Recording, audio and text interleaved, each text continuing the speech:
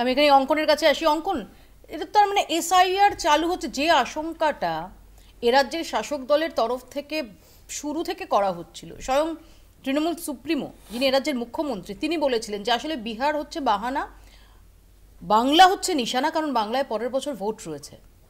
আমরা বিহারেই দেখতে পাচ্ছি যে ইতিমধ্যে 60 লক্ষের বেশি ভোটারের নাম বাদ গেছে। আমরা দেখতে পাচ্ছি যে আরজেডির মতো দল তারা এমনকি ভোট বয়কটের হুমকি দিচ্ছে। না, প্রথম কথা হলো তৃণমূল কংগ্রেস এসআইআর চাইছিল না, তৃণমূল কংগ্রেস টিআইআর চাইছিল। যে তৃণমূল রিভিশন করবে, তৃণমূলের নেতারা, তৃণমূলের মন্ত্রীরা, তৃণমূলের বিধায়করা, তৃণমূলের সাংসদরা বাড়ি বাড়ি গিয়ে তাদের ইচ্ছে মতো ভোটারদের নাম রাখবে, নাম বার করবে। এই প্রসেসটা যদি চলে তাহলে তৃণমূলের খুব ভালো ছিল। তাই তৃণমূলের নেত্রী যখন ঘোষণা করে দিয়েছিলেন এবছরের মার্চ মাসে যে প্রত্যেক জায়গার এমএলএরা, এমপিরা তারা বাড়ি বাড়ি গিয়ে দেখুন হরিয়ানার ভোটার আছে কিনা, মহারাষ্ট্রের ভোটার আছে কিনা, দিল্লির ভোটার ঢুকে আছে কিনা। তারপর আমরা দেখেছিলাম ফিরহাদ হাকিম থেকে শুরু করে সমস্ত নেতারা গিয়ে বাড়ি বাড়ি, মানে মন্ত্রিত্বর কাজ ছেড়ে তারা গিয়ে ভোটার লিস্ট চেক করার কাজে নেমে পড়েছিলেন। সেইটা যদি হতে পারতো তাহলে তৃণমূল কংগ্রেসের ওইটা ঠিক ছিল। কিন্তু যখন নির্বাচন কমিশন নেমে এই কাজটা করছে তখন তৃণমূল কংগ্রেসের আপত্তি হচ্ছে। কারণ কি আপত্তির তো কারণ আছে।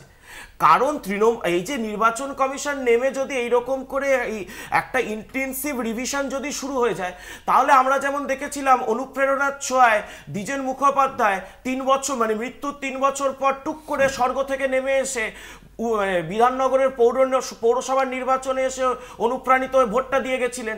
সেইভাবে মৃত ভোটাররা ভোট দিতে পারবেন না। এই যেভাবে সাদরাডির মতো জঙ্গিরা, বাংলাদেশি জঙ্গিরা ডবল ভোটার কার্ড নিয়ে পশ্চিমবঙ্গে বসে থেকে তৃণমূল কংগ্রেসকে ভোট দেবে, এইটা হতে পারবে না। আচ্ছা, এসআইআর নিয়ে অনেক প্রসেস নিয়ে কথা হচ্ছে। এর আগে যখন 2003 সালে এসআইআর হয়েছিল, বিহারে কার সরকার ছিল? আরজেডির সরকার ছিল।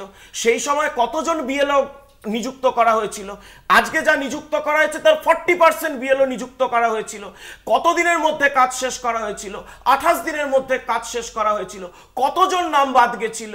62 লক্ষ এখন বলা হচ্ছে, তখন 72 লক্ষ নাম বাদ গেছিল। তখন তো কোনো আপত্তি হয়নি। আমি জাস্ট এক লাইন এসআইআর এর নামে আপত্তি হচ্ছে। আমি বলছি গত বছর চলুন, এসএসআর হয়েছিল, মানে এখন এসআইআর, তখন হয়েছে এসএসআর। কোন দুটো রাজ্যে?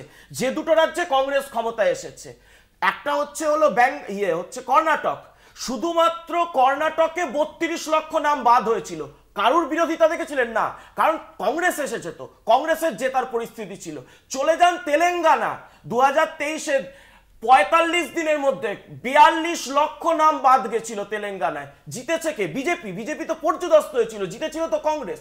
সুতরাং যেখানে বিজেপি বিরোধীরা জিতবে সেখানে এসএসআর হোক, এসআইআর হোক, যা হোক, কারোর আপত্তি নেই। যেখানে তারা হেরে যাবে, পলিটিক্যাল ন্যারেটিভ নেই, সেইখানে বিজেপির বিরুদ্ধে এটাকে পলিটিক্যাল ন্যারেটিভ হিসেবে ব্যবহার করা।